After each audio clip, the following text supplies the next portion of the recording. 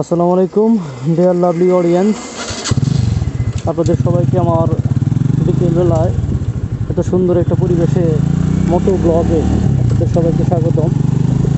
আজকের ব্লগটা আমার কাছে একটু বেশি স্পেশাল, কারণ আজকের এনভায়রনমেন্টটা আমার কাছে অন্যান্য দিনের তুলনায় বেশি পরিষ্কার মনে হচ্ছে।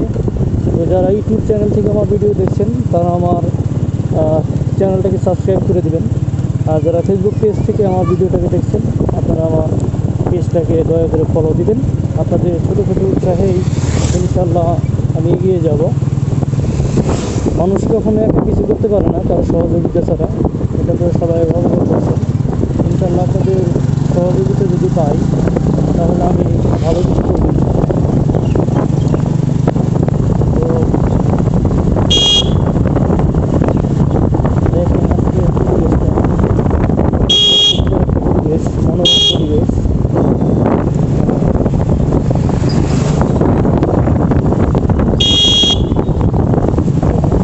ওয়ান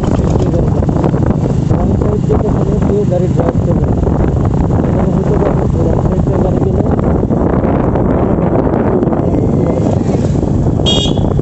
মানুষের মৃত্যু হচ্ছে, আমি যেটা মনে করি যে মৃত্যু হচ্ছে দুই ধরনের। মানুষের মৃত্যু হয় দুই ধরনের, একটা হচ্ছে আত্মার মৃত্যু, একটা মানুষ মানে ইন্তেকাল করে বা দেহ পরিবর্তন করে, যেটা দেহের মৃত্যু যেটা বলে। আর হচ্ছে মনের মৃত্যু। অনেক মানুষ আছে যারা দেখবেন যে জীবিত কিন্তু তারা আসলে মানসিকভাবে মৃত।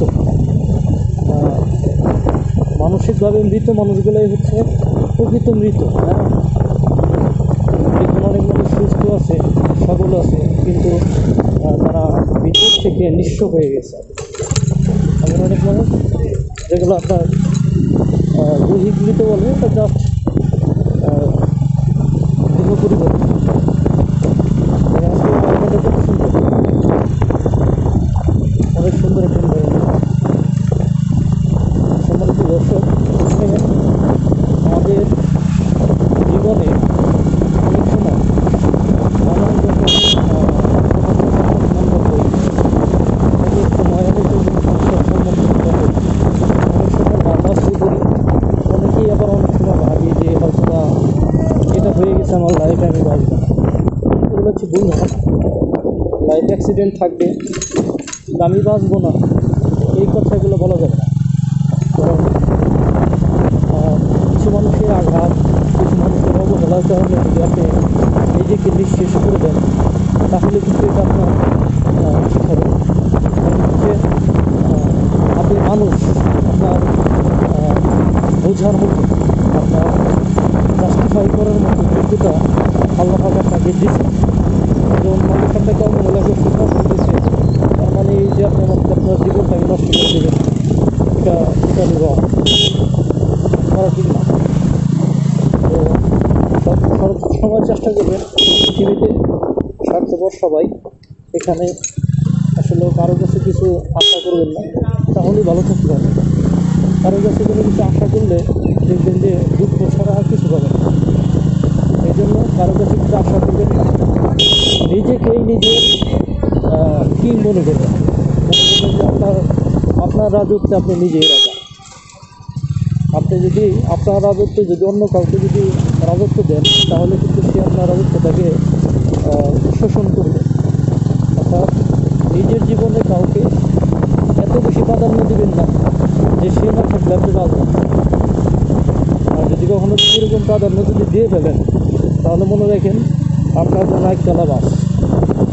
তো আপনাদেরকে অবশ্যই সচেতন থাকতে হবে। সচেতন না হলে হবে না, আবেগ দিয়ে জীবন চলে না। আমার ভাই আমাকে মাঝে মাঝেই বলে যে আবেগ দিয়ে জীবন চলে না, কথা কিন্তু সত্যি। আসলে আবেগ দিয়ে জীবন চলে, জীবন চালাইতে হলে বিবেককে চালাইতে হবে। এই জন্য বাচ্চারা খেলতেছে মাঠে, এই দিনগুলো আর পাবো না হয়তো বা জীবনে, এই দিনগুলো আর হয়তো বা পাবো না। শৈশব হয়তো বা আর কখনো পাওয়া হবে না। ট্যাঙ্ক ফুল করছি তো, মানে ভিতরে টাঙ্কি ফুল করছি দেখে পেট্রোলে, এই জন্য ভিতরে হাওয়া ধরছে। এটাকে হাওয়াটাকে বের করতে হবে, যেরকমভাবে হাওয়া বের করতেছি, টাঙ্কি ফুল এই জন্য আর কি। তো সম্মানিত দর্শক, দেখা হবে পরবর্তী কোনো ব্লগে, সে পর্যন্ত ভালো থাকুন। আসসালামু আলাইকুম।